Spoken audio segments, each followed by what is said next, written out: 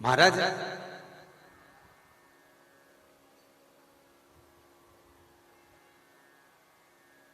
मान लो अगर कहीं आप कोई नौकरी के लिए अप्लाई कर रहे हो,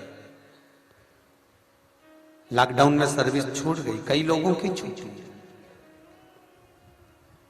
कंपनियां कई बंद भी हो गई, कई कंपनियों से निकाल भी दिया गया, कहीं पत्नी परेशान हो रही है, कहीं पति परेशान हो रहा है, आप कहीं अप्लाई कर रहे हो, तो जैसा माता उमा ने प्रदोष काल में, प्रदोष के समय पर, प्रदोष काल के अंतर्गत बेलपत्री का स्मरण किया है, वो बेलपत्र का स्मरण अगर संसार का मनुष्य कर लेता है तो महाराज ब्रह्मवृत्ता पुराण कहती है कि उस जीव का ऐसा कोई कार्य नहीं जो सफल नहीं होता।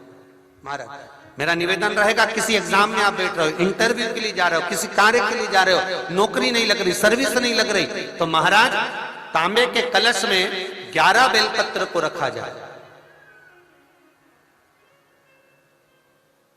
और तांबे के कलश में 11 बेलपत्र रखकर उसमें 11 सफेद पुष्प को डाला जाए।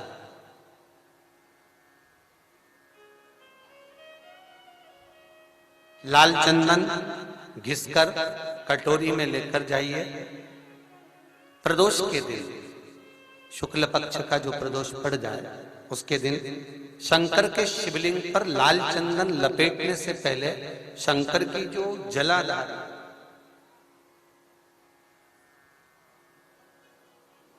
महाराज ये शिवलिंग है,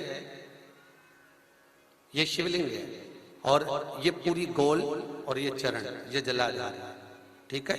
आपको पहले भी कहा है, शंकर जी की पूरी जलाधारी में शंकर जी का संपूर्ण परिवार है। राइट जो चरण है जहां से पानी नीचे गिरता है वो गणेश जी का स्थान है, लेफ्ट कार्तिकेय जी का स्थान है, बीच में जो एक मोटी सी लाइन है वो अशोक सुंदरी का स्थान है।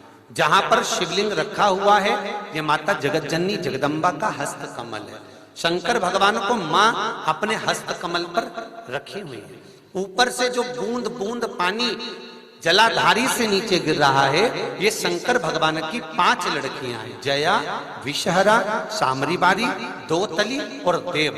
ये ऊपर से बूंद बूंद जल क्रीड़ा शंकर जी के साथ में करती है। शंकर भगवान का संपूर्ण परिवार जलाधारी में विराजमान है। शिव महापुराण कहती है, माता उमा का चरित्र कहता है, कोई एग्जाम में बैठ रहे हो, कोई कंपटीशन एग्जाम में बैठ रहे हो और चाहते हो कि मेरी नौकरी इसमें लगना ही चाहिए, तो लाल चंदन का लेपन आपको इस पूरी जलाधारी पर करना है। लाल चंदन का लेपन पूरी जलाधारी पर करना। और महाराज जी जिस कलश में आपने घर से 11 बेलपत्र और 11 सफेद पुष्प जल के अंदर डालकर लाए हो, उसको आप चढ़ाएंगे तो इस तरह से चढ़ाएंगे कि उसका भाग हमें दिखे चढ़ते समय। ऐसे नहीं चढ़ाना, उसको चढ़ाते समय इस तरह से चढ़ाएं कि वो जल का भाग हमारी ओर गिरता हुआ।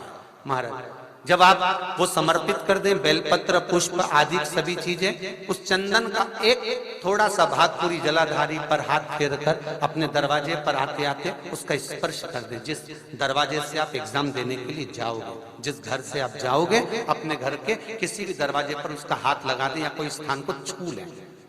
जिसको आप दरवाजे को खोलकर, दरवाजे को स्पर्श कर कर या दीवार को छूकर या अलमारी को छूकर, जिसको भी छूकर आप जाओगे उसका स्पर्श कर लेना। फिर आपको कुछ नहीं करना है, उमा और महेश ही सब कुछ करेंगे, जो उनको करना है सब साथ है, पर करना आपको पड़ेगा।